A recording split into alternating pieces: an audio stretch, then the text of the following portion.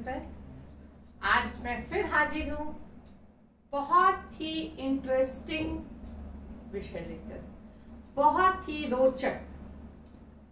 और ये सिर्फ रोचक ही नहीं है, सिर्फ इंटरेस्टिंग ही नहीं है, यह बहुत बड़ी बात है।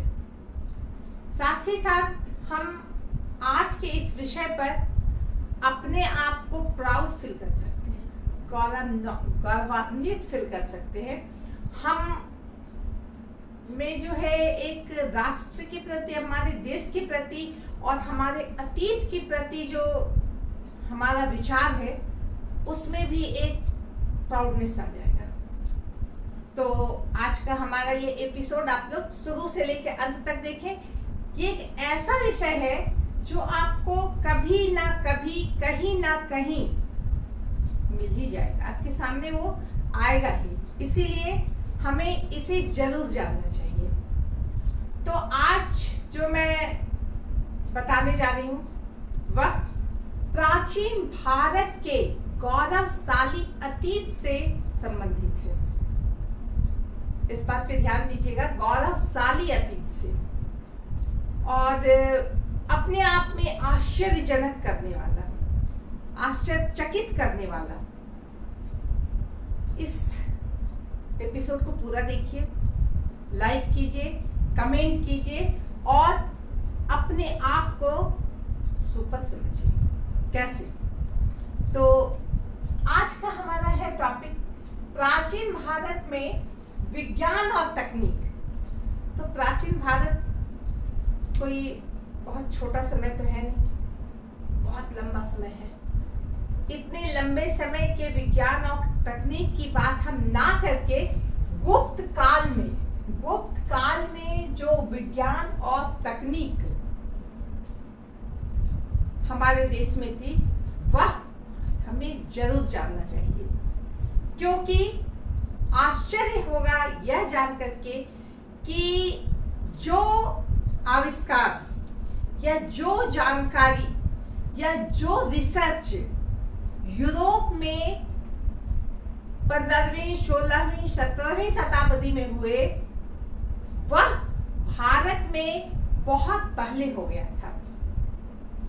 हम यूरोप के इतिहास के संदर्भ में हमने पढ़ा है कि किस तरह पृथ्वी अपने धुरी पे घूमती है। जब इसे कहा गया था तो चर्च या पोप ने इसे नहीं माना कि यह गलत बोल रहा है। हम कोपरनिकस की बात करें या हम केपलर की बात करें, इन लोगों ने ऐसा बताया था, गैलीलियो ने ऐसा बताया था। वो बहुत बात की बात है और हमें आश्चर्यचकित इस बात पे होना चाहिए कि हमारे यहाँ ये सारी बातें 300 ईस्वी से लेके 500 ईस्वी के बीच जो एक से एक विद्वान पैदा हुए, उन्होंने बता दिया था। कितने आश्चर्य की बात है कि पाश्चात्य देशों में, जहां मध्यकाल जब समाप्त होने वाला था, उस समय वहां जब पुनर्जागरण हुआ, पुनर्जागरण के संदर्भ में हम देखते हैं कि बहुत सारे विद्वानों ने, बहुत सारे वैज्ञानिकों ने, बहुत सारे अन्वेषणकर्ताओं ने अन्वेषण किया, रिसर्च किया और इन सब बातों को सामने रखा। जबकि हमारे यहाँ इन सब बातों को बहुत पहले ही प्रूफ करके रख दिया गया था। तो हम क्या बात कर रहे हैं, किस समय की बात कर रहे हैं? गुप्त काल की। गुप्त काल ऐसे भी प्राचीन भारत के इतिहास में स्वर्ण युग के नाम से जाना जाता है। वो स्वर्ण युग है इसलिए शायद क्योंकि अन्य क्षेत्र में प्रगति तो और भी काल में हुई थी, लेकिन इस काल में विज्ञान और तकनीक जो है वह विशेष रूप से प्रगति किया था और उसमें बहुत जोरदार उपलब्धि हमें मिली थी या हमने पाई थी। तो चलिए सबसे पहले हम बताते हैं कि गुप्त काल के सबसे महान गणितज्ञ कहें, ज्योतिषज्ञ कहें, खगोल शास्त्री कहें, एक थे जिनका नाम था आर्यभट्ट। इन्होंने एक पुस्तक लिखी आर्यभट्टीय, और आश्चर्य होगा कि इन्होंने उस समय 300 से 500 ईसा पूर्व के बीच इन्होंने यह बता दिया था कि पृथ्वी जो है वह अपने धुरी पे घूमती है, पृथ्वी जो है वह अपने एक रास्ता पे घूमती है और बीच में सूर्य है। ये बता दिया था, पृथ्वी घूमते घूमते घूमते घूमते पूरे चक्कर काटती है सूर्य की। यह इन्होंने बता दिया था, जो बहुत दिनों के बाद पाश्चात्य वैज्ञानिकों या पाश्चात्य खगोल शास्त्रियों ने जाना।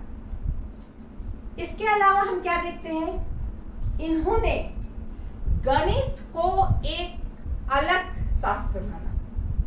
पहले खगोल शास्त्री और गणितज्ञ एक ही होते थे, इन्होंने गणित को अलग माना और दशमलव का आविष्कार, जो हम जानते हैं कितना इंपॉर्टेंट है, एक दशमलव से हमारा हिसाब किताब बिगड़ सकता है।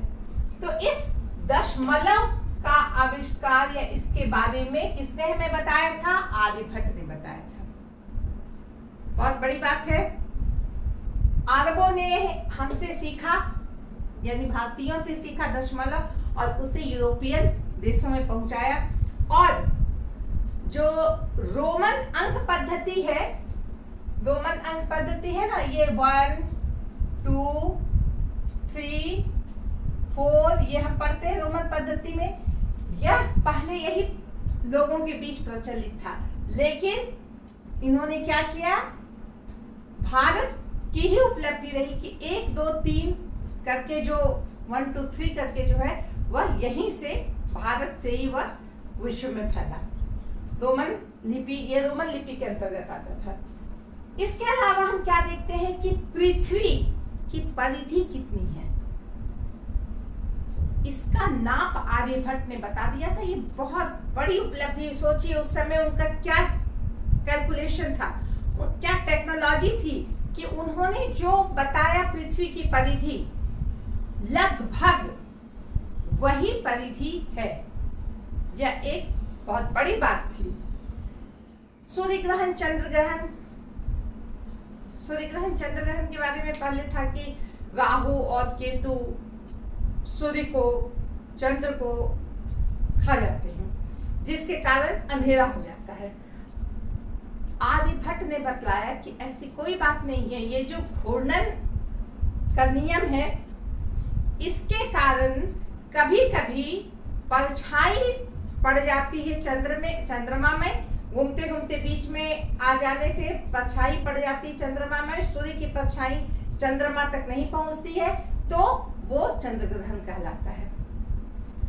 तो इसी तरह चंद्र ग्रहण और सूर्य ग्रहण के बारे में उन्होंने बतलाया, जो बहुत बड़ी बात थी, क्योंकि उससे पहले लोग यही जानते थे कि राहु और केतु सूर्य और चांद को ग्रस लेते हैं, यानी खा जाते हैं, जिसके कारण सूर्य ग्रहण और चंद्र ग्रहण लगता है। इस बात को उन्होंने बड़े ही सटीक तरीके से लोगों को समझा दिया कि ये गलत है।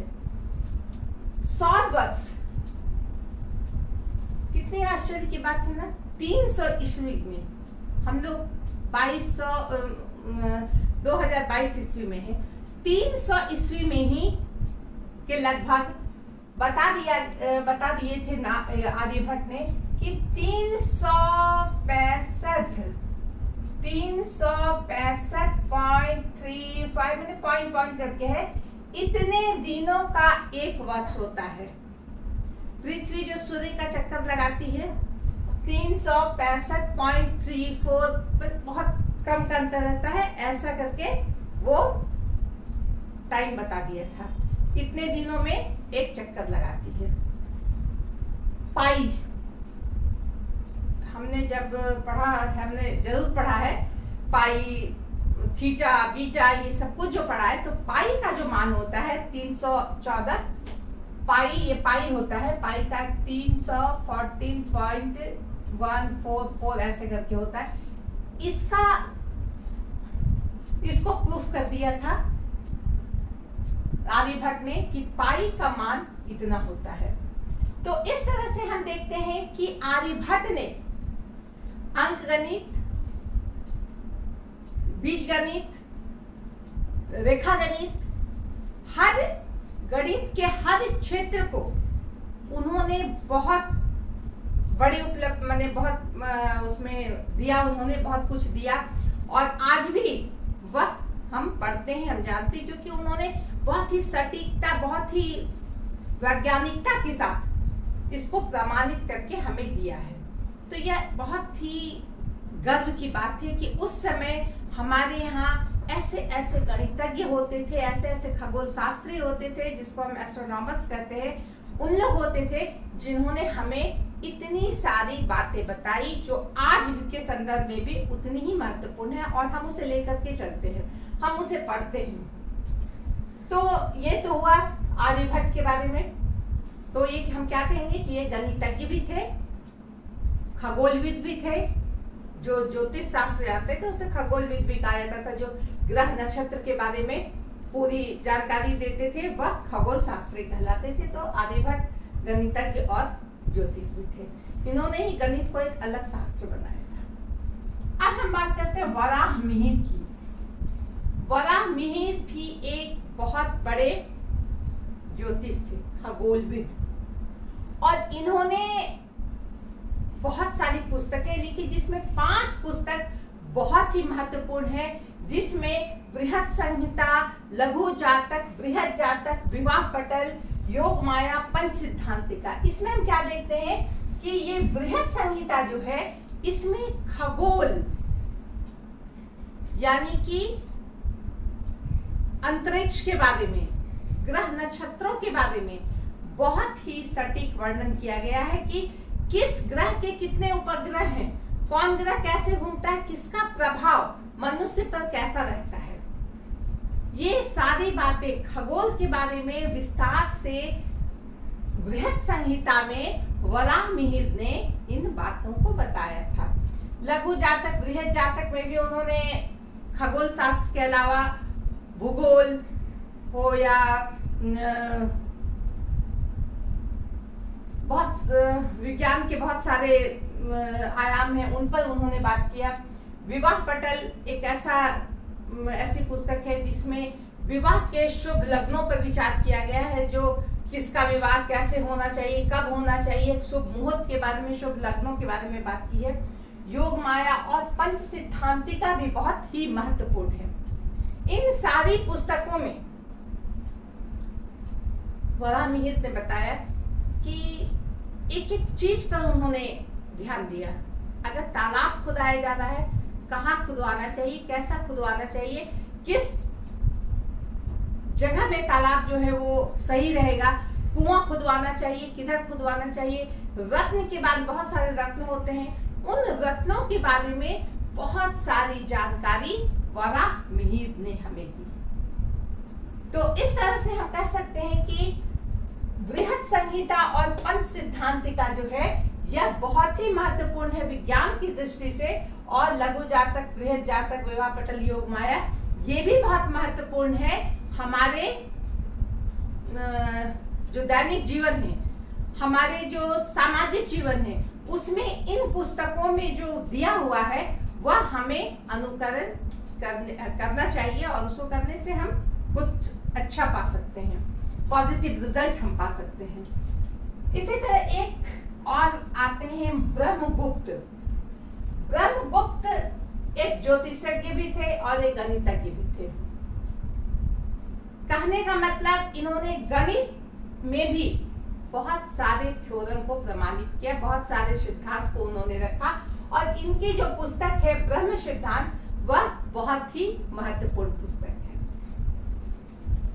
वाग्भट, वाग्भट एक चिकित्सक थे, आयुर्वेदाचार्य।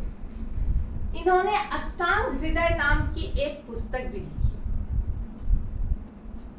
नाम से ही पता चल रहा है अंग, शरीर के अंग, 8 अंग या हृदय, इन सब के बारे में इस पुस्तक में विस्तार से चर्चा की गई। किस तरह का रोग होता है, उसका क्या निदान है। जो चरक और सुश्रुत ने बहुत पहले प्राचीन भारत में जो हम जानते थे कि चिकित्सक हैं, जानते हैं, उनकी परंपरा को इन्होंने आगे बढ़ाया अपने चिकित्सीय ज्ञान से। कहने का मतलब ये, जो डॉक्टर थे इन्होंने शरीर के बारे में जो भी उसके मर्ज हैं, जो भी उसके निदान है, उसके बारे में बताया। धन्वंतरी, धन्वंतरी भी एक डॉक्टर थे, आयुर्वेदाचार्य। गुप्त काल में जो विद्वानों की मंडली होती थी उसमें एक ये भी थे, और इन्होंने भी अपने इनका शपथ लेकर के, लोग इनका शपथ लेके चिकित्सा कार्य में जाते थे। यानी कि यह जो है चिकित्सक के, इनको एक आइडियल माना गया चिकित्सक के रूप में। पालकाप्य, वेटरनरी डॉक्टर, कितनी बड़ी बात है कि गुप्त काल में हम देखते हैं कि वेटरनरी डॉक्टर भी हुआ करते थे, पशु चिकित्सक भी हुआ करते थे, और ये पशु चिकित्सक को बहुत महत्व प्राप्त था। राज परिवार में इनको महत्व प्राप्त था। इनमें हम नाम बता रहे हैं पालकाप्य, ये एक ऐसे पशु चिकित्सक थे जिसने हस्तुपवेद नाम की एक पुस्तक लिखी, जिसमें हाथी के कौन कौन से रोग होते हैं और उस रोग का निदान कैसे होता है। ये कितनी बड़ी बात है। उस समय सेना में हाथी हुआ करते थे, तो अगर हाथी बीमार हो जाए या हाथी को किसी तरह की चोट लग जाए तो उसका निदान कैसे होना चाहिए, यह पालकाप्य ने अपनी पुस्तक हस्तुपवेद में लिखा है। इसके साथ ही कुछ और भी पुस्तकें थी या और भी वेटरनरी डॉक्टर थे जो घोड़ों और हाथियों की स्पेशलिस्ट थे, उनके रोगों की। क्योंकि वो बताया मैंने जैसा कि युद्ध के लिए हाथी घोड़े का बहुत ही महत्वपूर्ण स्थान था। मनुष्य जो थे उनके लिए तो बहुत सारे आयुर्वेदाचार्य थे ही, लेकिन हाथी और घोड़े या अन्य पशुओं को भी महत्व भी दिया गया था। तभी तो उन पे रिसर्च करके डॉक्टर बने, उनके डॉक्टर बने, उनके हित के लिए डॉक्टर बने। ऐसी बात नहीं कि सिर्फ जो युद्ध में जाते थे उन्हीं का इलाज होता था। जो युद्ध में नहीं जाते थे, घर में भी लोगों के पास गाय बैल बकरी भेड़ होता है, उसको भी चिकित्सा की आवश्यकता होती है। तो पशु चिकित्सक उस समय थे जो पशुओं की चिकित्सा बहुत ही सफल तरीके से करते थे। कहने का मतलब ऐसे आप देखिए लगेगा कोई बड़ी बात नहीं है, लेकिन आप इस संदर्भ में सोचिए कि उस समय की बात है, उस समय की बात है, 300 से 500 ईस्वी की बात है, जिस समय लोग बहुत एक प्रकार से अंधकार में जीवन जी रहे थे। उस समय की बात है कि हमारे यहाँ ऐसी व्यवस्था हो गई थी।